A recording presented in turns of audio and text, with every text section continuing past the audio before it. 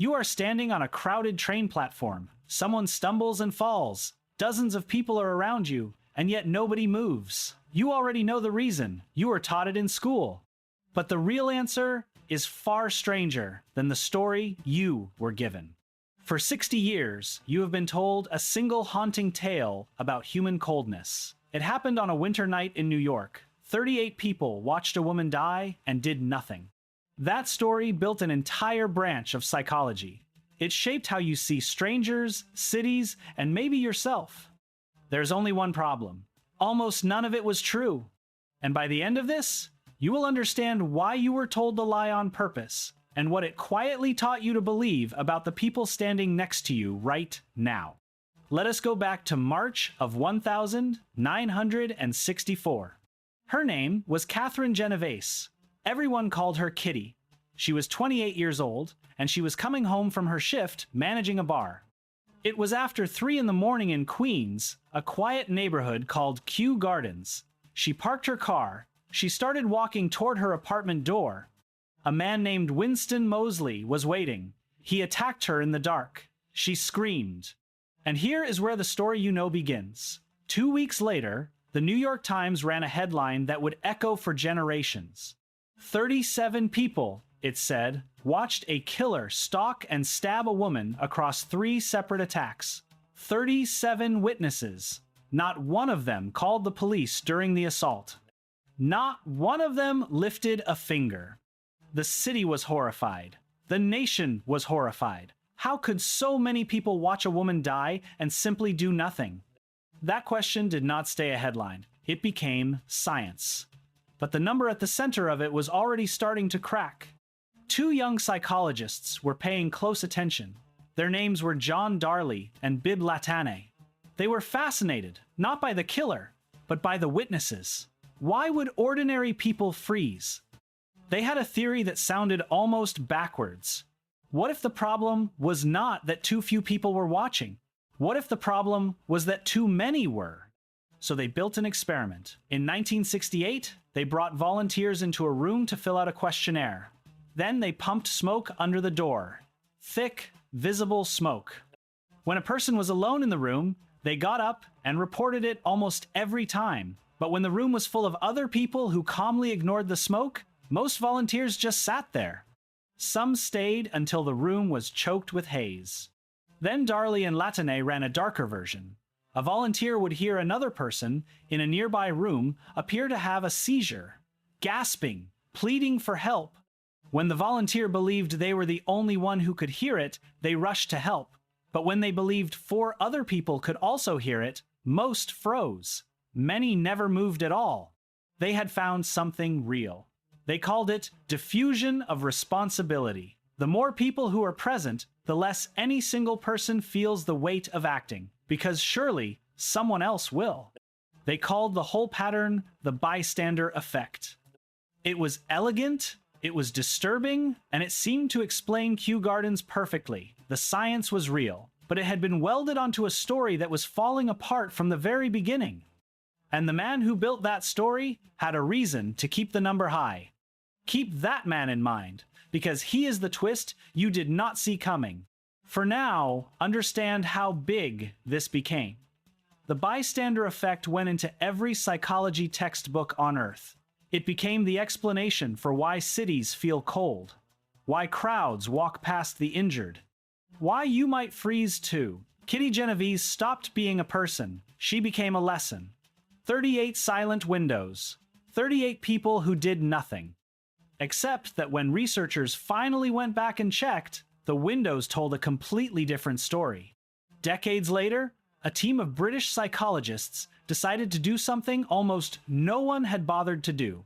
They actually examined the original evidence. Their names were Rachel Manning, Mark Levine, and Alan Collins. And in 2007, they published their findings in the journal American Psychologist. They pulled the court transcripts. They read the trial testimony. They looked for the 38 witnesses who watched and did nothing. They could not find them. There was no evidence that 38 people watched the attack from start to finish. Most residents heard a scream in the night, the kind of ambiguous sound that a city produces constantly. It was cold, so most windows were shut. From their apartments, in the dark, almost no one could actually see what was happening below. The idea of dozens of faces pressed to glass, calmly watching a murder, was not something the evidence supported. It was something the story needed. And then came the part that had been erased entirely.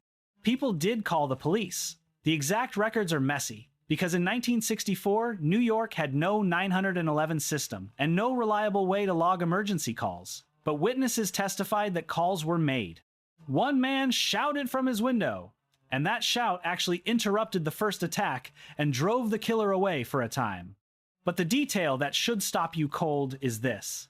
Kitty Genovese did not die alone in the street, surrounded by indifference. As she lay dying, a neighbor named Sophia Farrar heard something was wrong. Sophia did not call from a safe window. She ran down into a dark hallway toward a place where a killer might still be waiting, and she found Kitty, and she held her in her arms so that she would not be alone. The most famous symbol of human coldness in history contains, at its very center, an act of raw human courage. And for 40 years, almost no one knew her name. So how does a story become the exact opposite of the truth and stay that way for decades? To answer that, you have to meet the man who printed it. His name was Abe Rosenthal, and he was a senior editor at the New York Times. Not long after the murder, he had lunch with the city police commissioner, who mentioned the strange number of people who supposedly saw the attack. Rosenthal, a gifted journalist, recognized something powerful. Not a fact, a narrative. A story about the moral rot of the modern city, told through one unforgettable number. That number was 38. And whether it was truly accurate mattered far less than how it felt. It felt like a verdict on all of us. Rosenthal ran with it, hard. He later turned it into a book. He built part of his legacy on it. He had every reason to keep the number high, because a high number was the entire point. 38 is a scandal. 3 or 4 confused neighbors hearing a scream in the dark is just a tragedy. And tragedies do not change the world. Scandals do. This is the counterintuitive truth the whole thing was hiding. The bystander story was never really about the bystanders. It was about a storyteller. The lesson you were taught about human coldness was itself a product of human warmth for a good narrative, and the very human willingness to shape facts until they fit.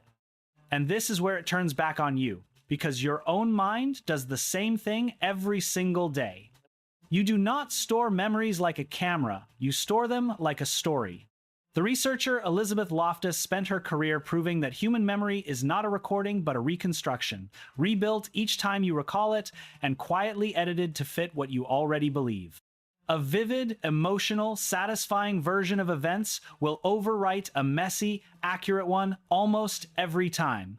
38 Cold Witnesses is vivid, it is emotional, it is satisfying in a terrible way. So it's stuck in the culture, exactly the way a false memory sticks in a single mind. You were not lied to by a villain, you were lied to by a good story, told by people who wanted it to be true, retold by everyone who found it useful, and remembered because it confirmed a fear you already carried. That the strangers around you cannot be trusted. That in the crowd, you are alone. But look again at what the evidence actually showed. A man who shouted and drove the attacker back. Neighbors who called in the chaos of a city with no emergency line. A woman named Sophia who ran toward danger to hold a dying stranger. That is not a portrait of 38 people doing nothing. That is a portrait of frightened, ordinary people doing what they could, in the dark, with no idea what was truly happening. The bystander effect is real. Darley and Latane were not frauds, and in a large crowd the pull to wait for someone else to act is genuine and worth understanding. But it is a tendency, not a sentence. It describes a moment of hesitation, not the death of human decency. And the single most famous case ever used to prove how cold we are turns out, on close inspection, to be quiet evidence of how much we still reach for each other. So think about that platform again.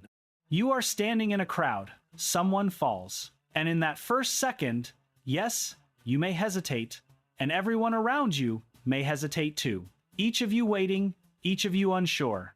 That pause is old and human and real. But the story that pause means you are cold, that the person beside you is a silent watcher at a window, that no one will ever move, that story was written by an editor who needed a number. It was never the whole truth about you. You are standing on a crowded train platform. Someone stumbles and falls. And the real question was never whether the people around you will do nothing. The real question is which one of them will be the first to move. And whether, this time, it will be you.